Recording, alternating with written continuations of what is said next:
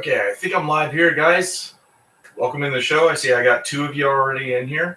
I'm going to start this show off just by saying hello and welcome to the stream. And now I got to mute that. Okay, now there we go. Got some setup issues. All right, so just a quick chat to get things started off while people come in, and hopefully we get a few more guys in. Leave your questions in the chat room so I can start grabbing those as soon as this is over. I want to talk about personal care first off. You taking care of yourself before during work and after work and things like that. Taking care of your body and things like that. I just recently injured my shoulder on a vacation of all things, moving luggage, which has made it very difficult for me to run equipment. Going in tomorrow to the doctor to have cortisone shots put in my shoulder so I can actually get some mobility back. Makes running an excavator very hard. So part of taking care of yourself is making sure when you're at work wearing your PPE, your personal protective equipment, and making sure that you take care of yourself. Protect yourself from the sun is a huge one because we're out in the sun all the time. Whether it be wearing long sleeves, wearing your sunblock, wearing a hat or something like that. If you're on equipment, you don't have to wear a hard hat. Wear a hat. Make sure your head's covered. And you're wearing sunglasses. Operators sometimes have a hard time seeing grade and stuff with sunglasses on, but I can tell you right now, I've been wearing dark glasses or my safety glasses for the last 10 or 12 years. The company kind of requires it. And I can dig grade with them on. So I know it's possible for you other guys out there to do it too. You just have to wear them and get used to doing it. I did go for like 16, 17 years not ever wearing glasses at all and digging. So it's just one of those things like digging with your windows closed. That's something you just got to get used to with the reflections and whether the glass is wavy or not. Making sure you got good boots and the boots are one of the biggest thing for us because we're on our feet a lot, especially the laborers. You got to make sure you got a good pair. Don't go to Walmart. Don't go to the man buy the cheap boots. Spend some money on some quality boots that are going to fit your feet properly, that have some cushion in them, and that are water resistant. Steel toe or non-steel toe, that's up to you, your personal preference or whatever your company requires. So just make sure you guys are taking care of yourself. When you get home, wash up, guys. I hate stinky people at work. So that's just my 2 cents on the whole thing here. So we got a few more people that are in. What's up, everybody? Hello, monkeys. My little rant is over. You guys, if you missed it, you can watch it in the beginning. So next time when it goes up. Anyways, let's get to this. Pipeman 470, what's up, man? Glad to be here. I am glad you are here as well.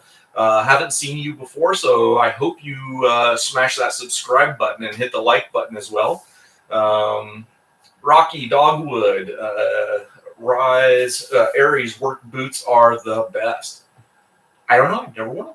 They may or may not. You got to keep in mind, everybody's foot is different. I've got a 9.5, but a triple E width, and it is impossible for me to find boots that fit. I have a pair of boots from Wolverine. They're slip-ons and they're wides, and I have to oil them up real well to get them to expand to fit my foot. So, and usually I'll go up a size to a size 10 to make those work. But those work great for me. They last me about 3 years before I blow them out. Diesel and Iyer, what's happening? What's up, Brian? Glad to see you made it into one of my live rooms here. So look forward to seeing anything you may pop in for a question. Rocky Dogwood. Arate? Okay. Arate? I can't read that, dude. All right. So my pronunciation of words, I've got dyslexia, guys. So if I pronounce something wrong, you're going to have to deal with it because it's just who I am. Good to see you back, brother, from Travis. You have taken care of yourself in this business. Yes, taking care of yourself in this business is a huge issue. I see a lot of people that don't take care of themselves and wind up getting injured on a job. One of the things our company does is we do a stretch and flex before we start work. And this isn't prior to work. The company actually pays us on the clock to do a stretch and flex for about 10 to 15 minutes prior to going to work. We lose a little bit of production because of that, getting everybody stretching and then getting work rolling. So we lose about a half an hour just because of that. But the injury rate that we have within the company has severely dropped since they've implemented this. Okay, Brian, I love your landfill compactor model. That's awesome. Yeah, 835. That's what's back there. I actually got to run an 835 years ago, and it was an older C model and open cab, and that was running over big giant rocks about half the size of the drums, trying to compact those down into wet dirt, and that was not fun. Not to mention the self-care at the time was not very good, so most of the guys were going out to the bar at night and getting hammered. So in the morning, I did not feel too well on a couple of those days on that project. Roger what's up, bud? Good to see you. Good to see you here too, Roger. Throw some questions out, guys. I've got about an hour of time for you, so let's hear what you got. Health is a big issue in the industries from Brian. It's easy to sit and eat all day without moving around at all. Very true. Sitting on the machine all day. There are many days when you're in production mode digging a trench, you're sitting in that seat of an excavator and you don't move. You forget to drink your water. You forget to stretch. For me, every once in a while, I'll stop for a minute, get off, stand on the side, stand on the track, do a couple of little stretches, get some blood flowing back through your body, grab a little bottle of water, drink it down, and then get back to work. A 2-minute break will really help you out throughout the day and keep you more awake and everything, keep you from getting stiffened up. Yeah, those are models, Brian, that my wife and my family had bought me over the years ago. They had gotten on a kick with having those. So I got the 365 here, the 980 loader. So these are all 150 scale. I do have in my trailer, which I take to work on, which I used to use, say on the job site with. I have a 1050 excavator, which dwarfs this excavator here. The thing is just enormous, and it's a 150 scale too. So eventually I'll get that thing out of the trailer, I'll bring it and I'll set it up somewhere.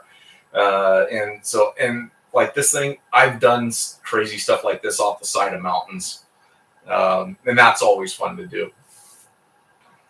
All right, what else we got here? Pipe Man. I run a 470 John Deere, digging for storm pipe and sewer here in Florida. Ooh, Florida man.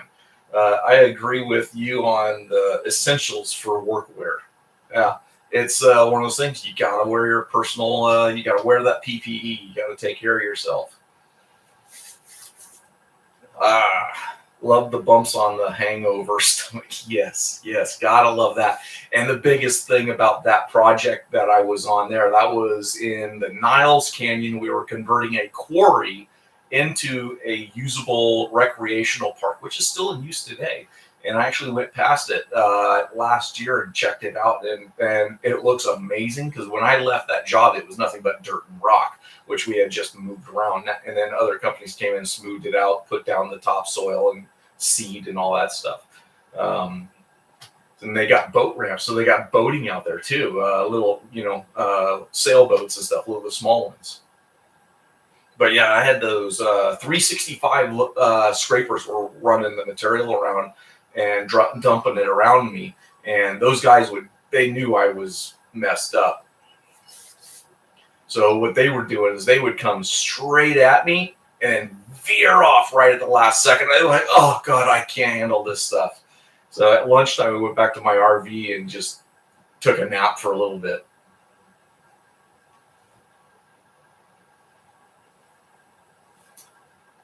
Let me see. That's awesome. I like the Mono Boom 988. We had one of those on my job in Texas. Monster machine.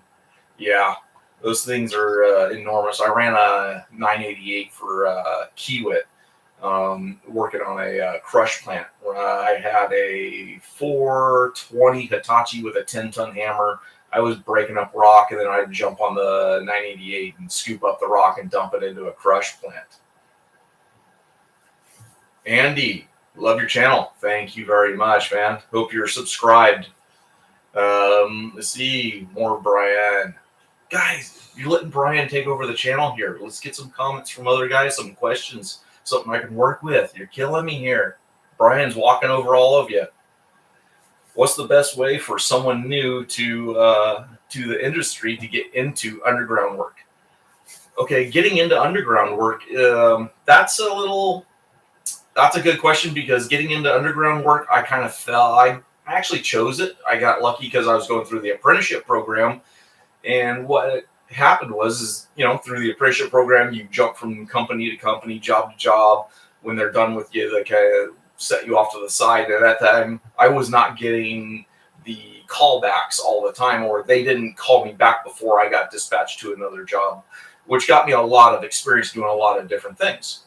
When I landed with an underground company, they liked me, and like I said, I got bumped to other companies, and then I would call them, and then they would call the union and ask for me back, and then I would get back with them. So that's how I got back in there. But I told my apprenticeship coordinator at the time that, hey, I really like this underground stuff, and I want to become an excavator operator, and I want to do this. And so he put me as a priority on my chart to run excavators or work underground. So I was more likely to be dispatched to underground than I was to dirt work. And that's how I got started in it.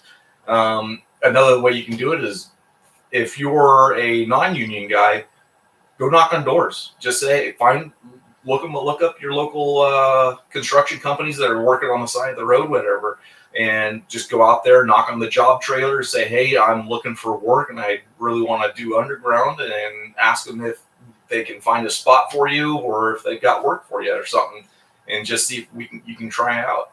There's lots of ways. You can start as a laborer, work your way up through that and onto equipment, which is usually the best way to do it. When I started, even though I was an operating apprentice, the apprenticeship said that they could work me on the ground. 2 out of the 5 days that I worked. So 2 days, that's 12 hours or whatever, 10 hours to work me on the ground that they were allowed to do. And that's what they did. And unless you're dispatched as, say, a grade man, then you're on the ground the entire time running grade in front of the mainline digger, which is great experience. If you can get doing that, you're learning the math, you're learning how to read the stakes, you get to watch the operator a lot, which gains you a ton of visual experience of what you get to do, and you're seeing the back end before you see the front end of what's going on in the hole. Danny M, hey back at you, Danny. Good to see you're in here. Hold my own. Yeah. Travis, you ever get to run any 666 scrapers in your day? 666 scrapers? No, I did not get to run any of those. I did get to run a cat and can with a D7. That was an old girl. So I did get training on that because when I was coming up, the hydraulics had basically taken over the majority of cable machines. So there were still some cable machines that were out there. So I got to run a couple of those older machines prior to running all the hydraulics. So I got a good plethora of experience coming up. But I know what those 666s are, and those things were pretty insane. All right. Hey, Brian from Diesel and Iron, guys. If any of you guys don't know Brian from Diesel and Iron, you should go check his channel out and go subscribe. He's got a lot of dirt work and underground. He does a little bit of everything on his channel. So he's another good place to go check out if you guys are looking for more channels to check out. See you later there, Brian. All right, guys. So I got another like 20, 30 minutes here to fill. You guys aren't talking to me. I need I need something to go on. I know this is kind of a short notice day today. I didn't get any videos made for you guys. I've got one that's in the pipeline. I'm hoping to get it finished. Now that I'm working actually close to home, I've got a little more time. So as soon as I'm done with this live stream, I'm going to pop onto my video editor and see if I can finish the video and get one out for you guys either Saturday or Sunday. That's my goal. So anyways, Friday, obviously I told you after work, I'm going to go get some shoulder work done and see if I can get my rotator cuff and my muscles, which I messed up this weekend on. So you guys got any questions about underground, dirt work, anything? I need help here. I don't have a whole lot of subject matter to go off of. Let me see if I can grab my notepad here, see what else I've got. New guy, if you guys are, what kind of guys we got here? Are you guys, how many years do you guys have in it operating? Do I have any new guys around here? Are any of you guys new or looking to get into construction? That's a good question. Let's see, loader hand, grader.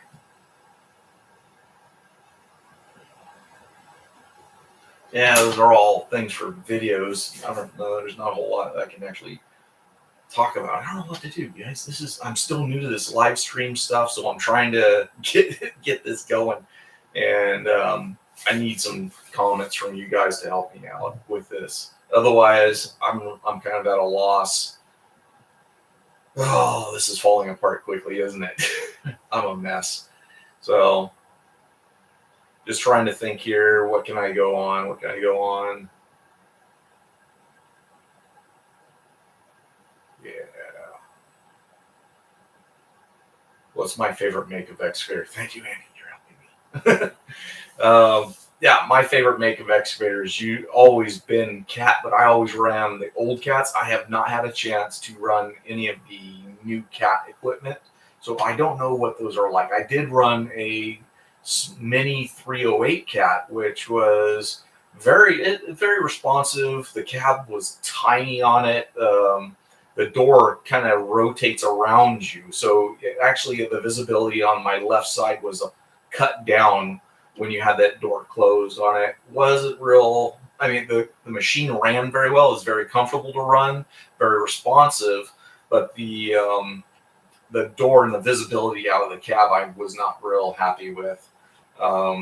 The larger the machine, the better the machine for me. I like big, slow machines that take gobs of dirt in one scoop.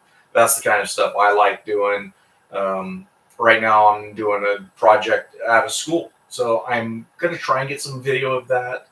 The problem is it's a active school and they don't really want me filming because of all the children around, and we're working right next to a walking path, and so that's kind of I can try and get some footage from a different angle, maybe just walk it and get some video of that, and show you what I'm doing. We're just doing a fire riser that's going to go into a building. So basically it's a fire line that will go into the fire room, the control room for the fire station. You have to dig in to the foundation zone where that is marked out with staking.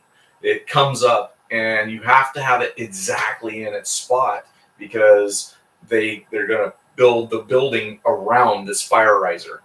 And it's stainless. It's a stainless steel pipe with a flange. We'll put a flange cap on it so it's sealed, test against it.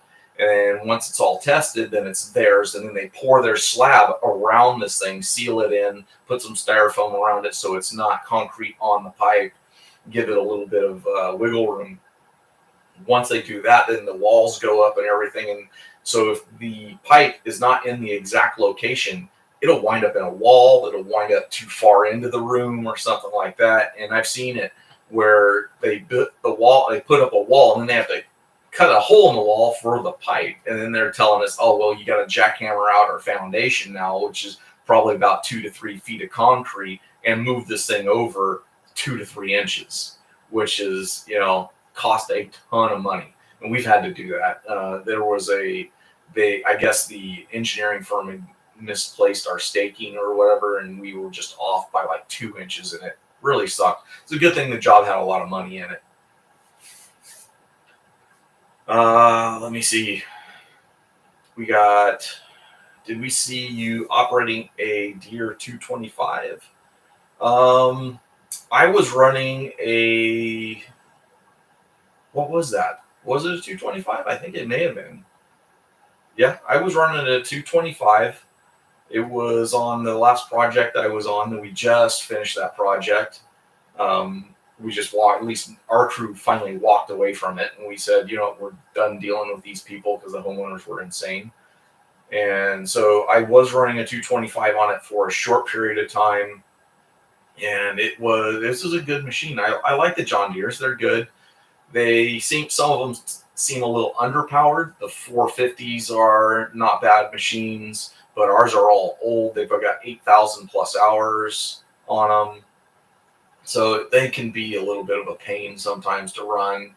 And if you watch the older videos, the bigger machines, you always see I've got a ton of slop in all the machines. They're always banging. I do my best to make the swings as smooth as possible to take away as much of that bang as I can. But being that all the machines that we have are used for all purposes, instead of just having one machine for digging mainline and then machines set aside for laying pipe and backfill, it winds up digging machines become backfill machines, and they just get ruined that way. So it's kind of a pain having to deal with those issues. Okay, Scott. Remember in the past chats, you said that you had a chance to work in training of apprentices. You passed on that opportunity. Look at you now. Do you think that's a little ironic?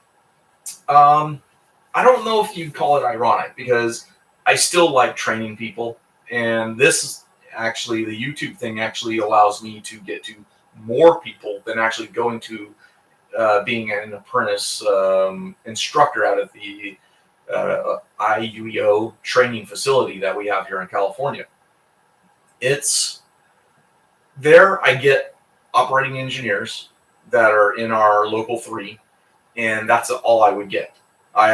Here I've got older guys, younger guys, everyone in between, and it allows a lot more people to see what I'm doing. Yes, one-on-one is a much better method because I get to watch what you're doing, and instead of trying to just answer a question, I actually get to step up to you, have a conversation with you, and say, hey, why don't you try this instead of doing what you're doing? And that would give you guys gives a little more personal training, but that's still a one-on-one thing.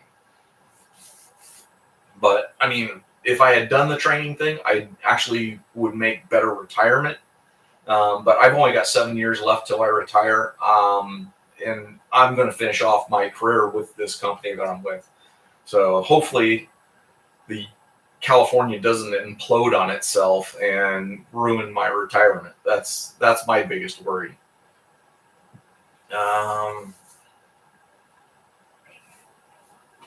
Pepper, I'm thinking about getting into GPS systems for my company, but it is hard to justify the cost. Do you have any input one way or the other? Yes, I've got a lot of input on GPS for equipment. I've only run 2 machines with GPS. One was a blade, the other was a excavator, 870G. We did a huge 54-foot deep lift station in Elk Grove, California, and we used GPS on it. And we just tried it out. It was the company was just testing it. They're in the same position you are at this point. They wanted to test it, try to see if they could justify the use for it. And what they found out is that they're saying that the time it takes to create the GPS models in the office versus the amount of time saved on the project, they couldn't find that balance. So they didn't really talk to me a whole lot. I finally got to talk to the owner of the company, Mr. Preston himself, and I gave him a few of my ideas.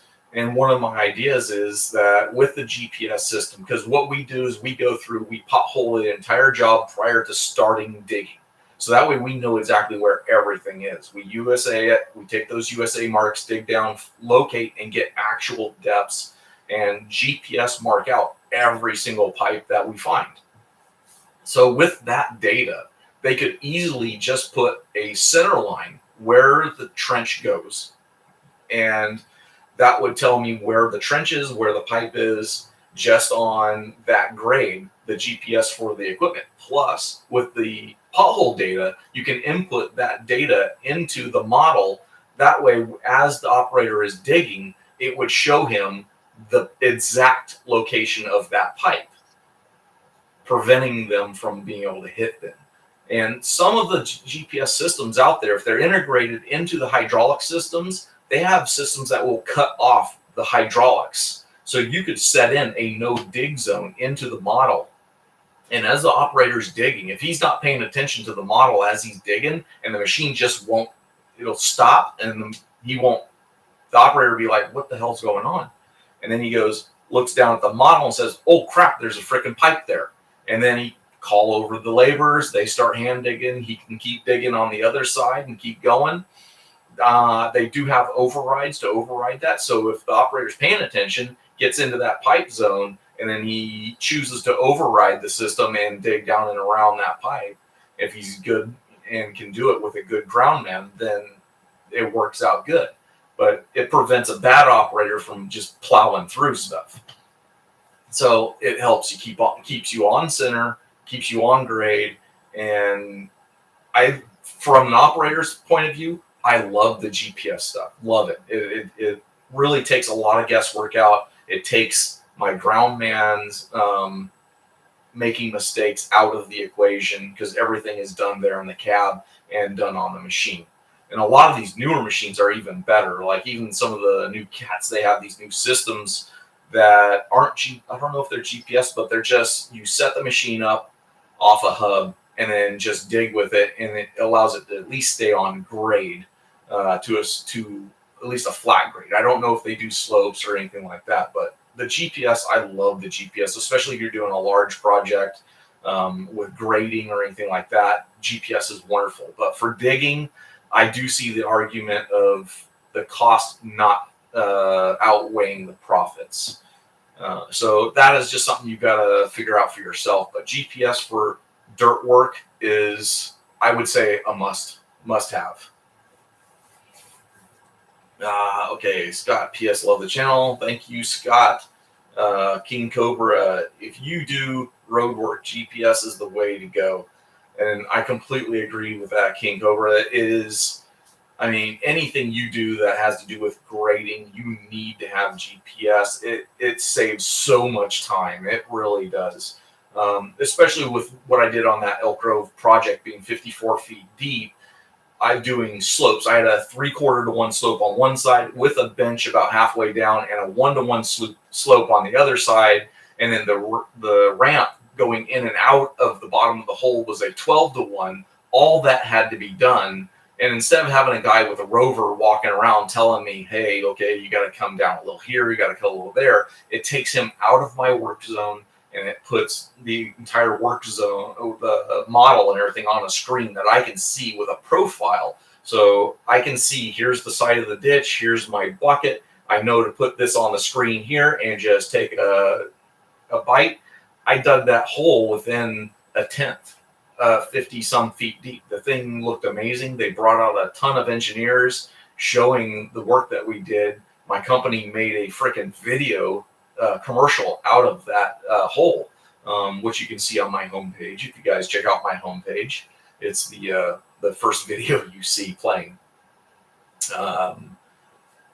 Okay, Andy, it looked like the 225 needed new pins and bushings. The 225 was actually one of our better machines. But yeah, it needed, all the machines need, the pins are usually in good condition. It's usually that the bushings and the rubber seals in them, those are usually the first to go out, because the guys they hog way too much material and get a whole bunch of dirt over the quick connect and over those pins. And what happens is the dirt gets down in there, the seals get blown out, and the rubber seals disappear, and then all the bushings wear out and they break apart.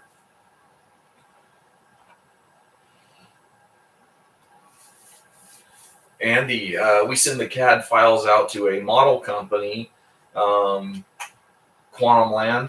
Okay, well, that fixes that problem. So you've got somebody that'll do the CAD work for you and send you a model. So the best thing I can say for you, man, is you can try like what our company did. Depending on, I don't know how big your company is, but for our company, they probably spent almost $200 something thousand just to test the equipment out.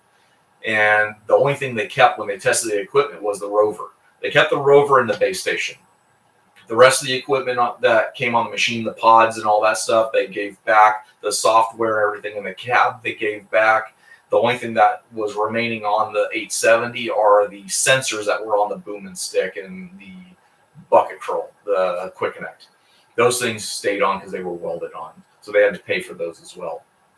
So if you want to test it out, I'm sure there's a lot of GPS companies out there that will allow you to test the equipment at a reduced cost, but you'll have to have some part of setup fee and some part of the equipment that's going to have to be set up, and that'll cost you a little bit of money. GPS is necessary if you're doing taking a warehouse pad. Not necessarily. Depends on, you can do pads and everything without GPS. For years before GPS was out, you got to remember, there were guys like me out there cutting finished grade by eye, just off of guineas and a guinea hopper, which a guinea hopper is a guy that runs along pounds of guineas. And once you get close to grade and he put a little piece of wood in there, they're just, with a little feather on it, and you blade over it. And I got to the point where I could probably just about peel the paint off the top of a guinea. And I could do a pad in a day, easy, a huge pad, but it takes a little bit longer without the GPS. The GPS is much faster, yes, but it is possible to do without GPS.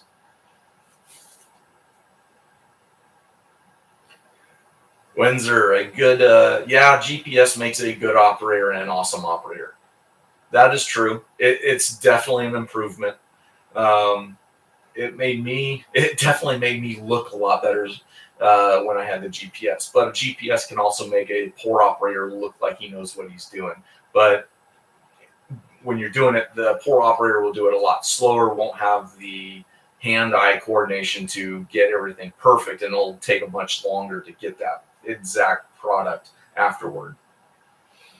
27, Bax 27, okay. Hey man, 21 years old here and really enjoy every bit of the seat time and equipment.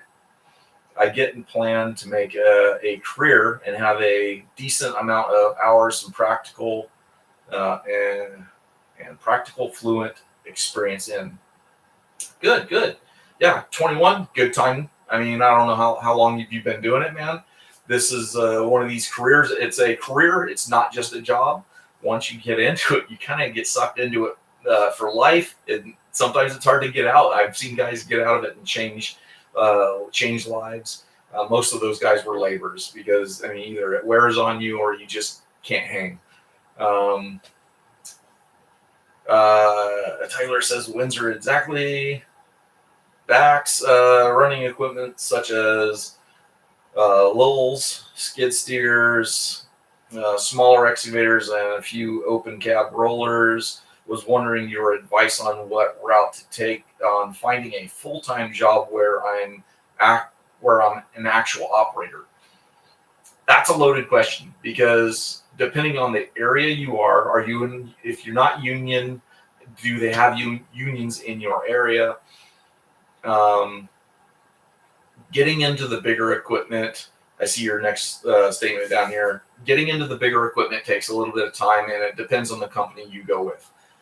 If you find a company that does only underground work, you're going to get more. You're going to get that exact equipment that's used for that, and you're going to wind up moving up. In a smaller company, you'll move up faster because guys will quit, winter rolls around, maybe they lay some guys off. If you're good at what you do, they'll keep you working. They'll want to work you through the winter. They'll call you back earlier in the year if you get rained out or whatnot. And getting that experience and putting that time into the company will put time back into you. So they'll train you. They'll bump you up. It takes a few years to get some of these bumps. Kind of like when I first started, I was a grade setter.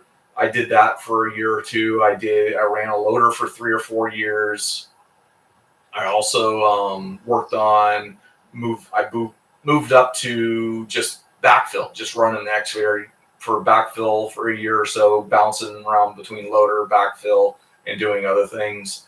Eventually moving up into laying pipe for a year, and then after that, I started laying pipe and digging services. Then from services, I moved on to the main line on the smaller machines, like 200s and 300 size machines, and eventually moved up into a lead seat. They created a whole nother crew, put me as a lead operator, hired a new foreman and a whole new crew. Not a whole new crew, but they bumped up some of our lower laborers, made them lead mans that had enough experience, and made a whole new crew out of us. And we went off and did our thing.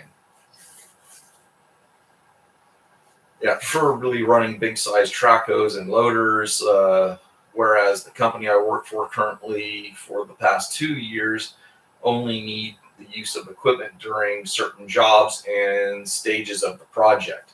Okay, so it's more of a smaller company, but they do smaller projects. So you're looking for a company that works in the level of, say, $20 million a year type of company that gets good sized projects, but not giant projects. So it's really kind of a thing. You got to either go with the big company, be a number, and hopefully you impress your superintendents, foremans, or whatever, and they go, hey, you want to move up. Or would you like to do this? Would you like to do that? But you've got to impress them, show up early to the job, stay late to the job, make sure your equipment is well maintained, that there's no problems with it. Do your walk-arounds, make sure your windows are clean. I just had a video out a week or so ago about maintaining your equipment, taking care of it. As if you don't take care of the equipment, the company's not going to take care of you. And that's one of the big things is you got to give to the company as much as the company gives to you. So it's a trade-off. And my last video talked about that as well, as being able to having a good interaction with the company and having the company know who you are versus just show up, do the job, go home and collect a paycheck. Because as long as you're just collecting a paycheck, you're a number to the company. You got to show up, go to the job trailer, walk into the job trailer, say hello, and say, hey, I just want to look at the plans, and learn to look at the plans. And just slowly introduce yourself to the people within the company and show that you're interested in stuff. Ask questions. The more questions you ask, and you may be a little bit of a nuisance to them, but they're going to remember who you are. And they're going to say, hey, why don't we put this guy up here a level? And since he seems to know the plans we've been working with him, he knows what he's doing, they have experience and they have trust in you because you're building that relationship.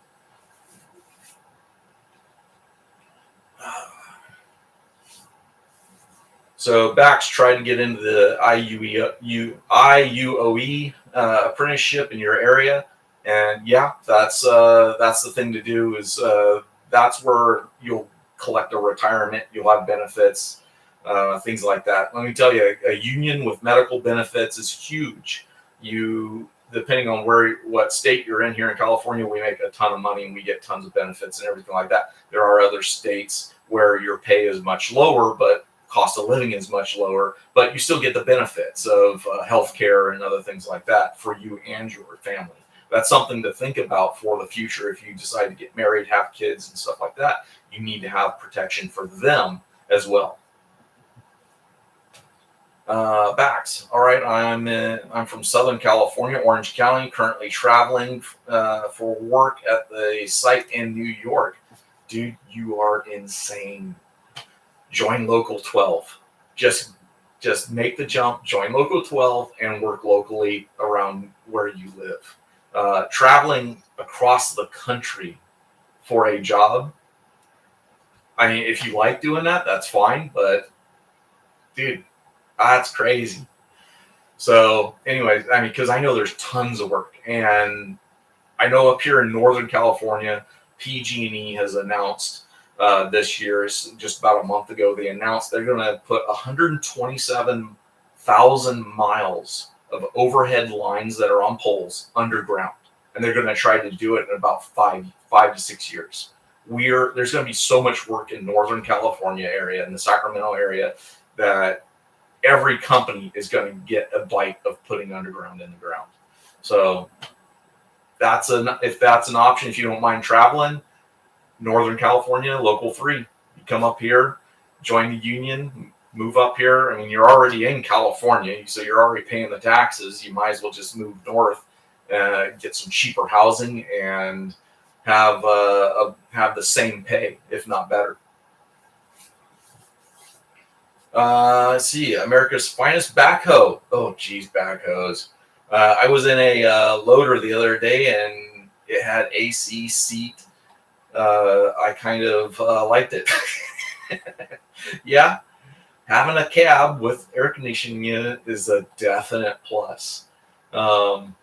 Yeah, right the last month or so, I've been stuck on the oldest equipment the company has, an open cab backhoe, running a 424, I think it was, cat, and a skid steer, and a Skippy with the little box scraper on the back, the Gannon box, and just trying to do cleanup on a project. And it sucked, especially since now that it's cold, seat's wet. Even though you're sitting on a seat that's not all tore up, water gets in through the seams into the cushion, so you sit down on it, and then the water starts seeping up through the seams, and now you get a wet butt.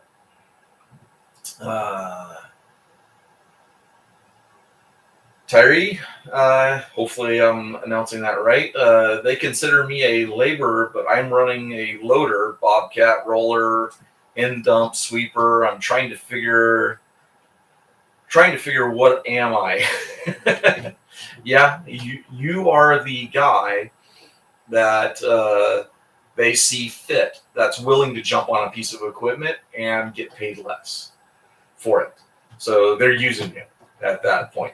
So if you're in a union state, or if you're not an operator, if you're doing good at your job, if you're doing good, ask for a raise. All they can do is say no. Say, hey, I'm running all this equipment. Why don't you just make me an operator, full-time operator, and that's what I'll do. And then, as a full-time operator, you can get off and help the laborers. So since you're obviously already a laborer, you're not afraid of doing labor work. And that's always a plus if you have an operator that is not afraid to get off the machine and help the laborers.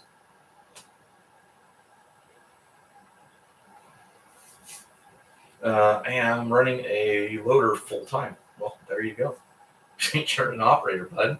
You need to let them know that. Greasing a machine. This is from Windsor. Greasing a machine and keeping the trash out of it goes a long way. Yes, it does. 100%. For our company, I'm in a fairly large company. We do over $100 million of work every year. Our company it spans the Valley of California and the Bay Area. We have huge contracts in the Bay Area. Google, Apple. We worked on the Apple II campus. We did all the underground for that project, which was a huge undertaking. We worked for Stanford. We had an $82 million contract over 5 years for Stanford, redoing all their underground for their hospitals and stuff like that. So that was a huge project. And I believe it's still an ongoing project. They still keep picking up work at Stanford. So, and then we've been rebuilding schools, all the old schools. We're redoing pulling out transite and things like that, and taking care of all that stuff. And maintaining the machine for us, we have a lube man that comes around to the job, greases everything, checks oil, and do all that stuff. But in the mornings, you still need to make sure that the cab is clean, windows are clean, trash is not in there. If you do have trash, if you eat or whatever in your machine throughout the day, have a little bag, a trash bag, to throw all the trash in. That way, at the end of the day, you grab that bag, take it to your truck, or take it to a garbage can on the job. Throw it away.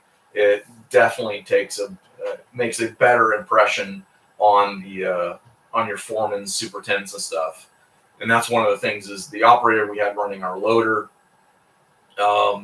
Because of the condition of the machine, we're kind of second guessing some of our stuff there, whether or not we're going to keep them or not.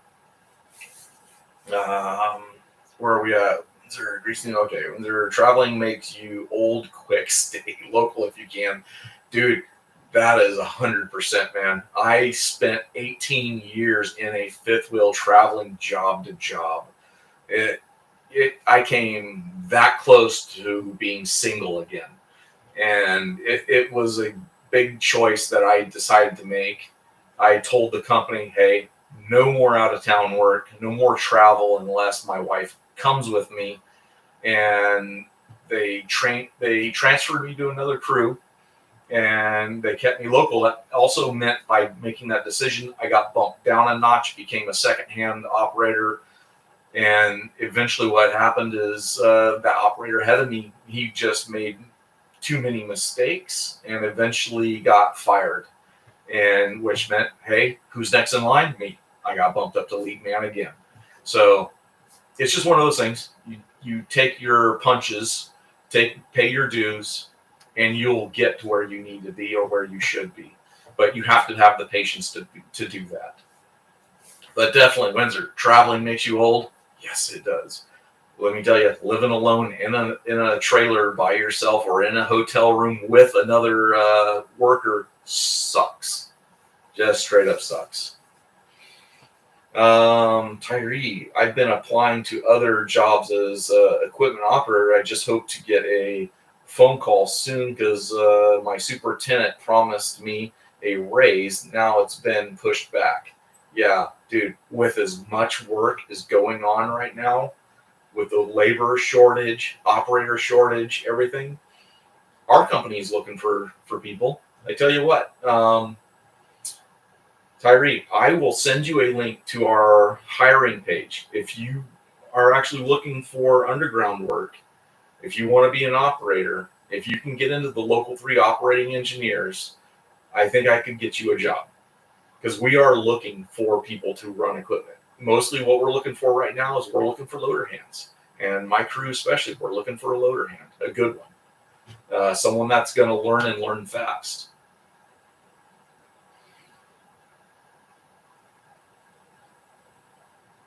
Okay, Andy, your company is lucky. You care about the equipment. I care about the equipment, yes. Some of the other operators do not. So that's one of the big things on my job sites is I try to tell the guys, we got to keep them clean, There are many times I've had a machine show up, the air conditioner doesn't work, or the filters are clogged on it and hasn't been taken care of, and I pull out all the trash, I throw it on the floorboard of the machine. I take a picture of it and send it to the office with a check sheet for the job site. When a machine shows up for our job site, our company has a form to fill out for new arrival equipment for damages and things like that. And these are some of the things I take pictures of and send to the office. And they know where the machine came from and who was running it on that job. So that's something you got to be aware of.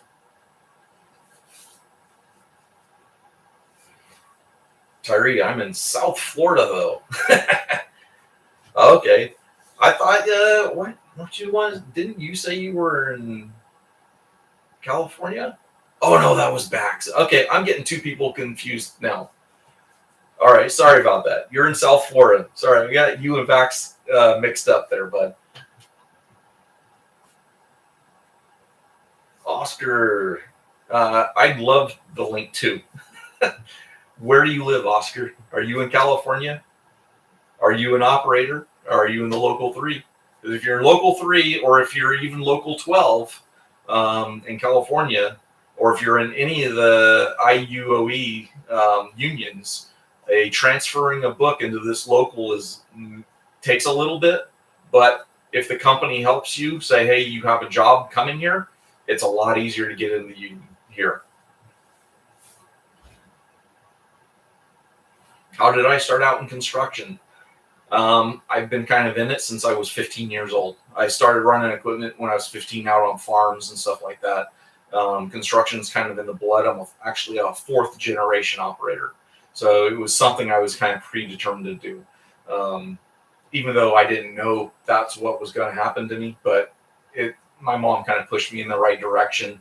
I took heavy equipment classes during high school and stuff like that, just kind of screwing around on equipment, but actually learning a little bit.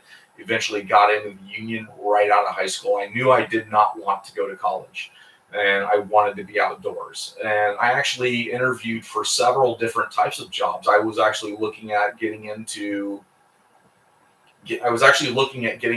environmental work, hazmat removal, and things like that. And I had already had, because my mom had a company that did consulting work for hazardous waste. I was already 40-hour OSHA trained at 16 or 17 years old. And because I went to jobs for her, she actually was paying me, to go do soil sampling and stuff like that, digging a 3-inch hole 30 feet deep with a hand auger. That'll build some muscles pretty quick, guys. But that's kind of where I got started in construction. Kaylee P, I did a pour in place square DI today. The storm line was surveyed wrong, so I had a huge hole. So I funked some scrap plywood. So I didn't need 12 yards only to use 2. Yeah, that helps. If you've got plywood and stuff to do up your DIs, and a good hoe hand, if he can dig a DI the right size, a little bit of plywood in the center forms up the center of your DI very well and saves you a lot of mud.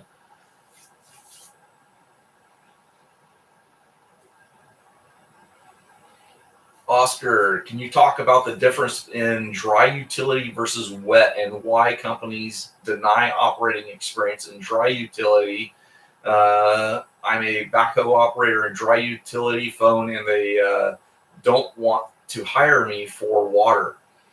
I wouldn't understand why they wouldn't. Our company actually has several different divisions. We have a dry utility division, a wet utility division, which is the division I'm in. And usually backhoe operators don't always make the best excavator operators, although the skills are pretty much the same.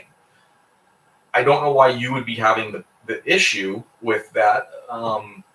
The skills are pretty much the same. And I think it's mostly because backhoes and excavators are different. In some respects of how you line up with center line, how deep you're digging. Some of the methods of V-ditching are a little bit different.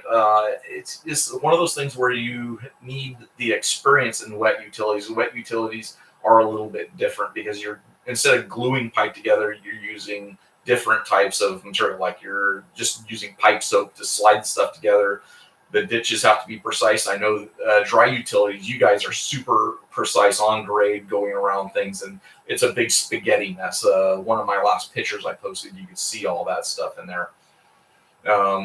It's a little different. There is a little bit of difference in experience there. So that's just one of those deals where you just got to get used to that, and you have to push your way into it and ask them why the other companies wouldn't want you to go into the wet utility stuff, because it's not a huge difference for a digger other than the type of machine that you're digging with. So that would be the only thing that would be the difference. I'm not sure. Yeah, it is a little confusing to me as well why they wouldn't accept you, other than the fact that you're just a backhoe operator. I don't know. I don't have a ton of help for you on that one. Because when I was doing wet utilities, we used to use a backhoe all the time to do all the water services. And that's one of the other places I gained experience on a backhoe, was digging water services with a backhoe and not an excavator, not a mini excavator or something like that. And that was back in the 90s. Oscar, LA, yes. Okay, Oscar, I'm going to write your name down here, bud. And I will see if I can get you that link. See, I am writing it down right now.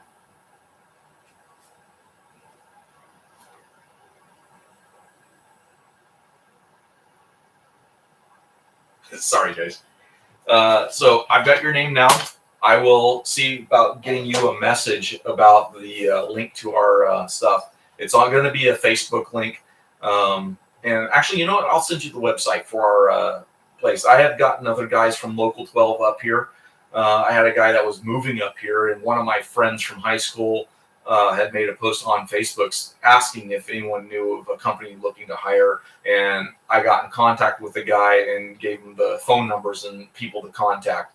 And he wound up getting a job with us and becoming an excavator operator. He's a second hand. He's not a first hand lead guy, but that's just because of his skill set. Tyler or Tyree, I prefer a grading crew. I used to be on a pipe crew when I first started, but I just didn't click it just didn't click for me. But when I got on the grading crew, I loved it, and I've been on that crew ever since. Yeah, some people are different. I love doing the grading with the motor grader, the blade, and whatnot, running the dozers. That was all fun, but like you say, it didn't click with me. The underground clicked with me. So I completely understand what you're talking about there, man. I do. Windsor. I'm out of local IUOE 956. I don't know about our hall, but I know the local laborers hall is taking people off the street because they are so short-handed. If you can hold a shovel or spin a stop sign, you're in. Yeah, man, it's getting cutthroat out there for looking for work. We have jobs, tons of jobs. I mean, I'm not just talking about operator jobs or laborer jobs within our company. Our company is looking for project managers, superintendents, foremen. We are hiring everybody right now. They're looking for anyone that has an education for the office work or anyone that has experience doing groundwork. CJ Hawkins, nice to see you back, man. Been a little bit. Awesome. Thanks for your response. So much appreciated. Yeah, no problem. Kylie, don't forget to mention these boys that union vaccinations is over 5 hours and you get a monthly deposit. What? Don't forget.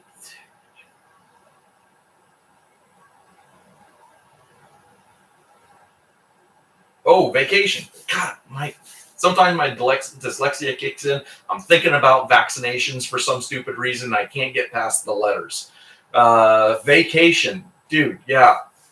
Vacation pay in local 3 is insane.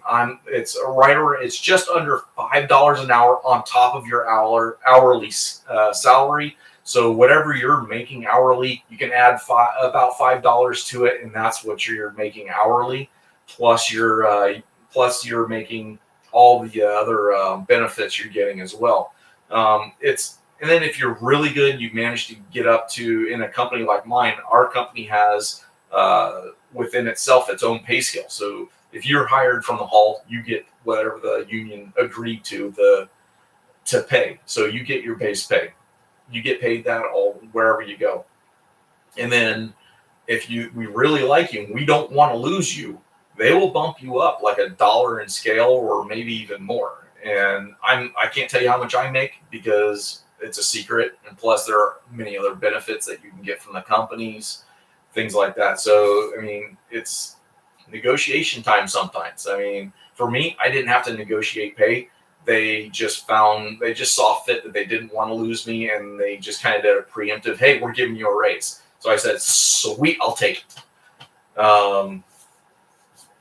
So yeah, I mean, there is tons of money to be made right now. And jobs, I mean, there are jobs coming out coming out everywhere. All companies are looking for people to work. Kaylee, if that local has a vacation plan, my local doesn't. Ooh, that sucks. That really sucks for you. Oscar, thank you. Yes, no problem. And I am at 1 hour, guys. That is 1 hour. That hour went by quick. Once I started getting you guys chatting me up, it started going quicker. So I haven't had dinner yet. I did get my shower before doing this, so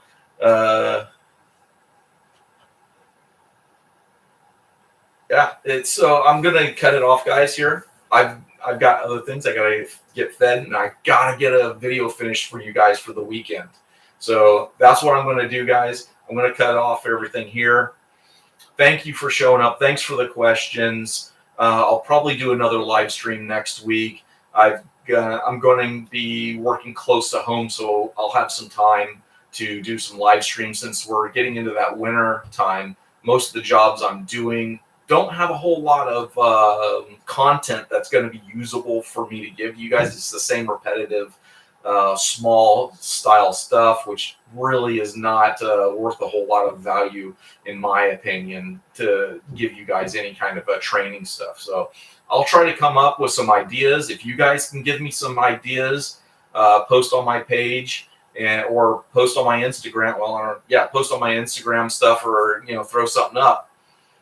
Hey guys, yeah, that's another thing.